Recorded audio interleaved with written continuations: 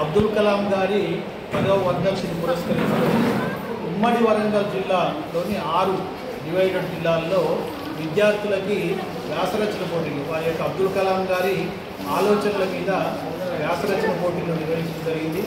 సుమారు 70 నుండి 80 మంది విద్యార్థులు పాల్గొనడం జరిగింది. వాళ్ళల్లో విజేతలైనటువంటి ఒక 20 మందిని ప్రతి జిల్లాకి ఇక్కడికి తీసుకుని వచ్చి వాళ్ళందరికీ కూడా ప్రశంసా పత్రాలు అందజేయడం కాకుండా ఉమ్మడి వరంగల్ జిల్లాలోని 6 జిల్లాల నుంచి విద్యార్థుల పట్ల, పేదరికం పట్ల సామాజిక సేవలు చేస్తున్నటువంటి ఒక 12 మంది సామాజిక సేవకులను గుర్తించి wings of fire awards 2025 awards కూడా ఇవ్వడం జరిగింది.